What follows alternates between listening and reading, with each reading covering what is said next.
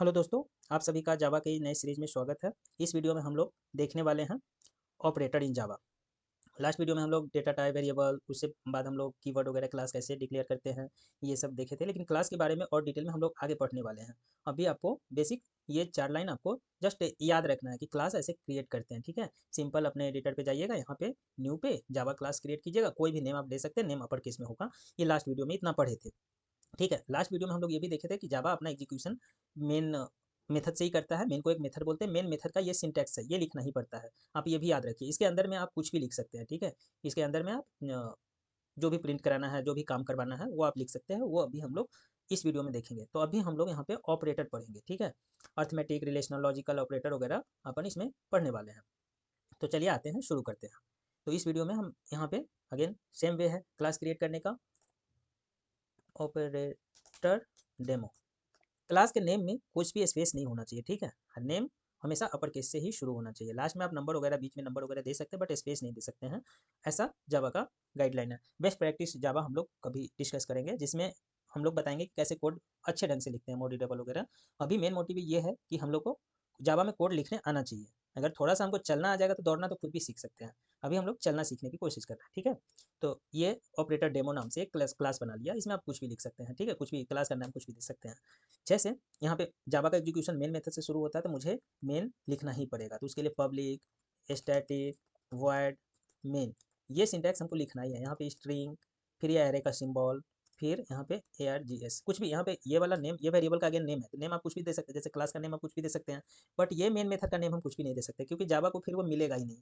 हम अभी दिखाते हैं, ठीक है। यहाँ पे लिखते हैं अर्थमेटिक ऑपरेटर, ठीक है। अरिथमेटिक होता है,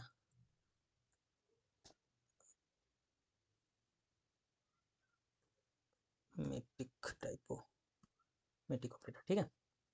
तो इसको हम रन करेंगे तो ये रन हो जाएगा। अभी आउटपुट में देगा। ये सब कैसे आउटपुट होता है, ये सब भी हम देखेंगे कि क्यों, क्या यहाँ पे हो क्या रहा है, ठीक है। मेथड कॉल वगैरह समझेंगे तब देखेंगे। देखिए अर्थमेटिक ऑपरेटर आपको आउटपुट आ गया, बट यहाँ पे हम जावा का इसका नाम बदल देते हैं, 1 लगा देते हैं, ठीक है।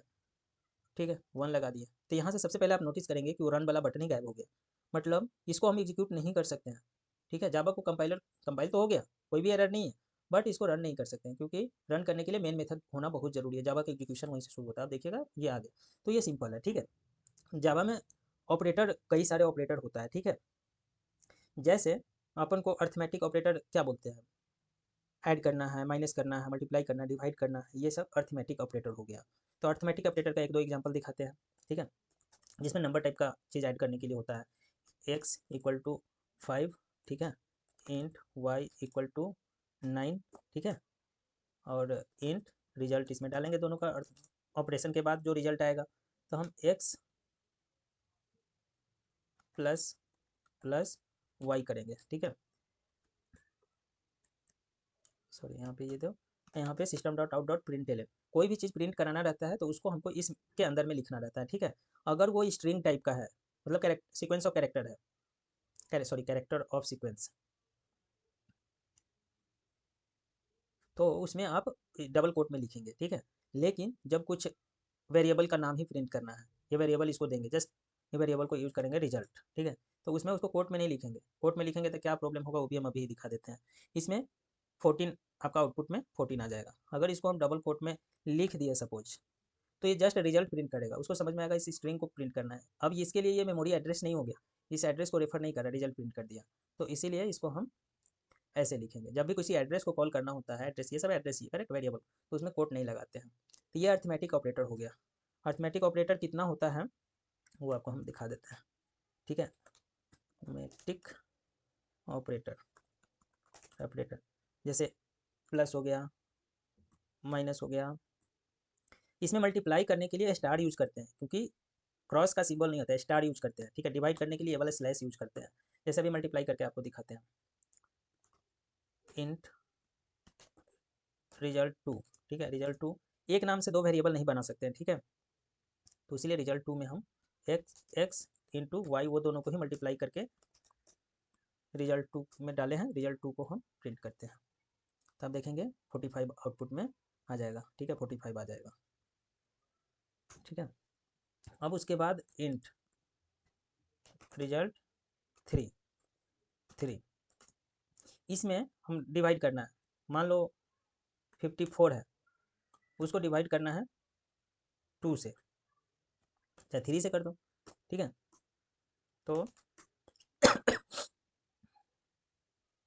तो यहाँ पे रिजल्ट 3 आप लिखेंगे तो 18 आ जाएगा। इसको रन कीजिए।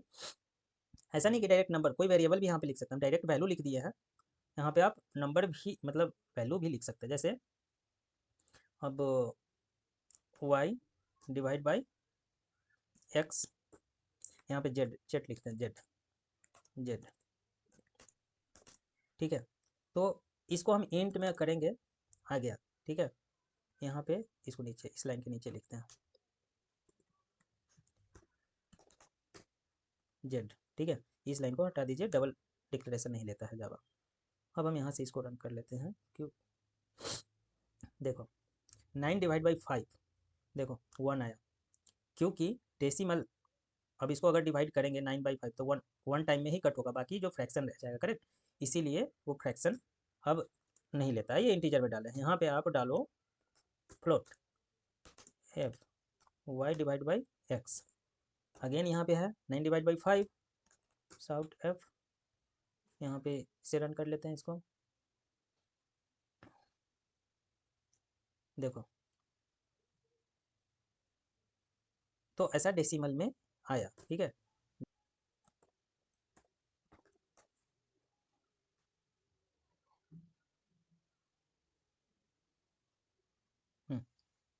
इसको कास्ट करना होगा फ्लोट में, देन आपको फुल वैल्यू प्रिंट होगा। तो ये देख लिया हम लोग अर्थमेटिक ऑपरेटर। उसके बाद हम लोग ऑपरेटर का यूज क्यों होता है वो आप तो देख ही लिए। उसके बाद और टाइप का ऑपरेटर होता है, modulus operator, increment operator, addition assignment operator, multiple assignment, division assignment operator and modulus assignment operator and decrement operator. तो एक एक करके जल्दी जल्दी हम वो सभी ऑपरेटर, बट जब हम प्रोग्राम लिखेंगे तो उसमें आपको ये सब ऑपरेटर आपको क्लियर हो ही जाएगा, ठीक है। उस समय भी हम एक्सप्लेन करेंगे, बट अभी के लिए हम arithmetic operator, division, multiplication, subtraction देख लिए। अब आता है मॉड्यूलस ऑपरेटर। मॉड्यूलस ऑपरेटर किसको बोलते हैं, उसका सिंबल है परसेंटेज, ठीक है। ये परसेंटेज ये है मॉड्यूलस, इसको बोलते हैं, कमेंट करके लिखते हैं मॉड्यूलस ऑपरेटर, इसका सिंबल है ये। इसका यूज होता है रिमाइंडर फाइंड आउट करने के लिए। जैसे इंट के इक्वल टू 21, ठीक है, int m equal to 2। Obviously ये 21 डिविजिबल नहीं है 2 से, ठीक है, तो कुछ ना कुछ रिमाइंडर बचता है, ठीक है। Int n equal to, n में हम रिमाइंडर स्टोर है, इसको रिमाइंडर इक्वल टू आप लिखेंगे k मॉडुलो डिवीजन m करेंगे। इसमें रिमाइंडर में क्या आ जाएगा, 10 टाइम्स में ही कट जाता है, 10 टाइम्स से 21 रिमाइंडर आएगा। देखिएगा इसमें अगर हम प्रिंट करेंगे, रिमाइंडर लिख देते हैं कि पता चलेगा रिमाइंडर, इसको रन कीजिए तो आपको रिमाइंडर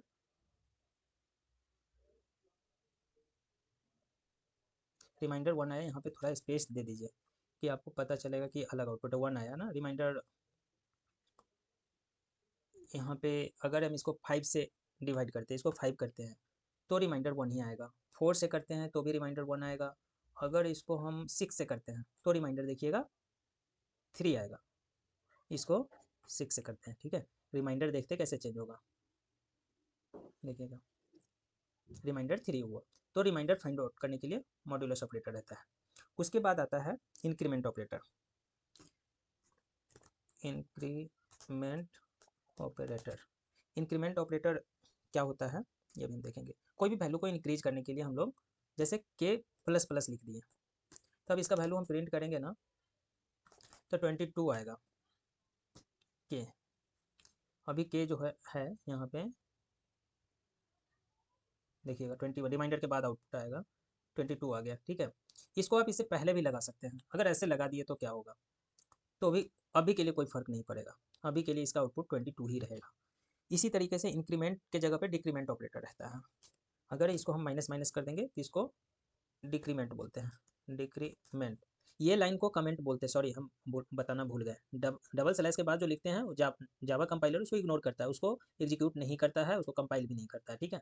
तो इसको कमेंट लाइन बोलते हैं। अगर आपको कुछ ऐसा कोड लिखना है, चाहे कुछ समझाना है कि नीचे क्या है, तो आप कमेंट का यूज़ कर सकते हैं। वो दूसरे डेवलपर को समझने के लिए आसान रहता है। बाद में आपको अब किए क्या है तो कमेंट इसलिए लिखा जाता है। जैसे देखिए अब के की वैल्यू अभी कितना था 21 हम डाले हैं, बट इस ऑपरेटर के बाद वो हो गया 20, मतलब एक डिक्रीज कर देता है, तो इसको इंक्रीमेंट और डिक्रीमेंट ऑपरेटर हो गया। उसी तरीके से अभी हम जितने ऑपरेटर पढ़े हैं ना, plus minus multiplication division and increment decrement, इस सब के साथ एक असाइनमेंट ऑपरेटर भी होता है।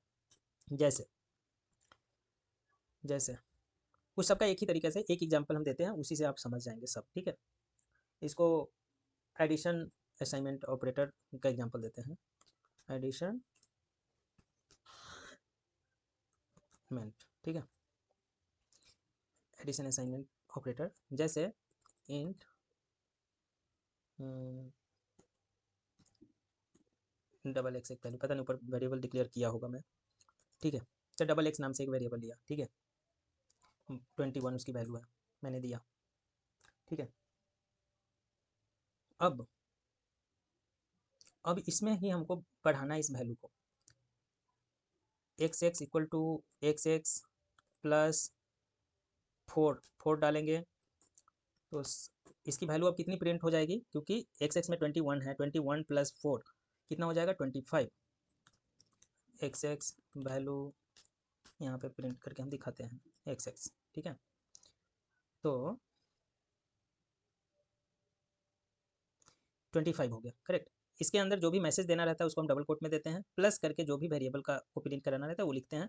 ये देना जरूरी नहीं है, लेकिन हमको पता चले कि मेरा कौन सा लाइन एग्जीक्यूट हो रहा है, थोड़ा सा वो मैसेज आता है तो मुझे आसानी हो रहा है कि ये चीज़ जो लिखे हैं वही प्रिंट आ रहा है, और उसके साथ ये जो वैल्यू आ रही है वो इसकी वैल्यू होगी, ठीक है।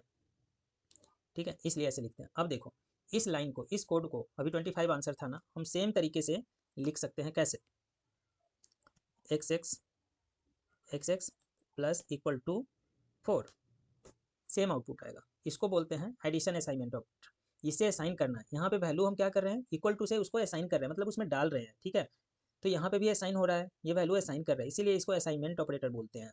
ये एडिशन असाइनमेंट, क्योंकि एडिशन के साथ असाइनमेंट करते हैं। इसमें जो इसकी वैल्यू होगी उसमें 4 और ऐड करके असाइन हो जाएगा। तो इसीलिए इसको हम रन करेंगे तो अभी रिजल्ट में कोई चेंज नहीं आएगा। अभी देखिएगा कोई चेंज नहीं आया। हम यहाँ पे वैल्यू न्यू कर देते हैं तो पता चले मेरा न्यू रन हो रहा है कि ना। यहाँ पे न्यू आएगा बट वैल्यू अभी भी 25 ही रहेगा। देखिए वैल्यू अभी भी 25 है। तो ये इसी टाइप में यहाँ पे अब एडिशन ना करके आप माइनस सब्ट्रैक्शन कर दीजिए, सब्ट्रैक्शन ना करके मल्टीप्लिकेशन डिवीजन।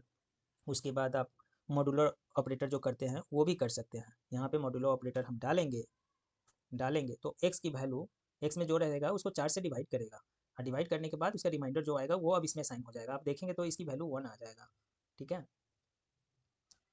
इसकी वैल्यू 1 आ जाएगा, लेकिन यहाँ पे अगर डिवाइड कर देंगे तो 4 5 जा 20 होता है, तो 5 आंसर आ जाएगा, ठीक है। तो देखो 5 4 जा 4 से डिवाइड, करेक्ट। तो ये सब हम अर्थमेटिक ऑपरेटर हम अभी आपको एक्सप्लेन कर दिए, ठीक है। मॉड्यूलो वगैरह सब कुछ ऑपरेटर कर दिए। अब यहाँ पे आपको बुलियन ऑपरेटर हम आपको यूज करके दिखाते हैं। बुलियन ऑपरेटर बेसिकली यहाँ पे बुलियन ऑपरेटर क्या होता है, जैसे दो कंडीशन को, दो लॉजिकल कंडीशन को जोड़ना है तो बुलियन ऑपरेटर ऐसे होता है। बुलियन ऑपरेटर इसको एंड बोलते हैं जब दोनों कंडीशन सेटिस्फाई होगा, या डबल पाइप को और बोलते हैं। तो इसमें से एक भी कंडीशन ट्रू होगा तो वो ट्रू और फॉल्स के लिए ही काम करता है, वो बुलियन ऑपरेटर होता है। उसके बाद बिट वाइज ऑपरेटर होता है, बिट वाइज और, bit wise and, right shift, left shift, ये सब हम आगे चल के किसी वीडियो में, लेकिन अभी आपको बेसिक समझना है।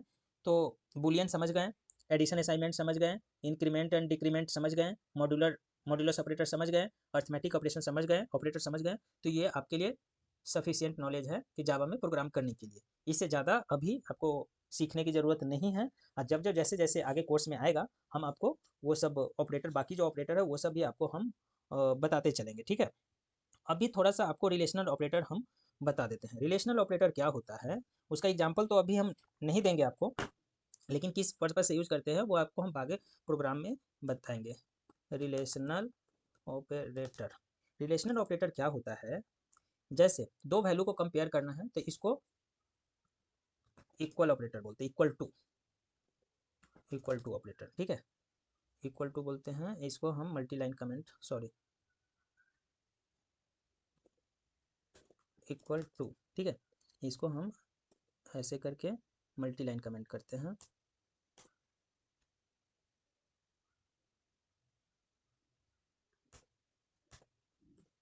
सॉरी, क्या हो रहा है, इसको डबल स्लैश डबल स्टार, तो ये मल्टी लाइन कमेंट हुआ। इसके अंदर पे हम जो भी लिखते रहेंगे उसको जावा एग्जीक्यूट नहीं करेगा, इक्वल टू हो गया। उसके बाद नॉट इक्वल टू होता है, नॉट इक्वल टू, तो इसको हम ऐसे कंपेयर करते हैं, दो वैल्यू के बीच में ये वाला सिंबल इक्वल टू जैसा ही नॉट इक्वल टू होता है। देन हम ग्रेटर देन के लिए हम लोग ये सिंबल करते हैं, सिमिलर लेस देन के लिए ये सिंबल यूज करते हैं। उसके बाद अब आता है दोनों का combine, greater than equal to, greater than and equal to, और इक्वल टू, और होता है और इक्वल टू, तो इसको ग्रेटर देन लिखा हुआ, ग्रेटर देन और इक्वल टू, ये दोनों कंडीशन सेटिस्फाई करें। जब तक ग्रेट कंडीशन है, सब कंडीशनल रिलेशनल ऑपरेटर है, ऐसे ही है लेस देन और इक्वल टू, लेस देन और इक्वल टू, ये जो है ये सब रिलेशनल ऑपरेटर हो गया, ठीक है। और बुलियन ऑपरेटर में आपको अभी हम दो ही बताए हैं, लेकिन बुलियन ऑपरेटर में और भी होता है, एंड असाइनमेंट होता है, शॉर्ट सर्किट होता है, ठीक है, ठीक है। तो ये सबको हम एग्जांपल से समझेंगे कि बुलियन में बहुत सारा ऑपरेटर और भी होता है, ठीक है। ओके, तब तक के लिए इस वीडियो में अभी हम लोग सारा लगभग जो भी ऑपरेटर यूज होता है वो सब इस वीडियो में हम लोग देख लिए, जो कि बिगिनर के लिए सफिशियंट है। तब तक अगर आपको वीडियो अच्छा लगा है तो लाइक कीजिए, सब्सक्राइब कीजिए। इस वीडियो में इतना ही, बाय बाय, जय हिंद।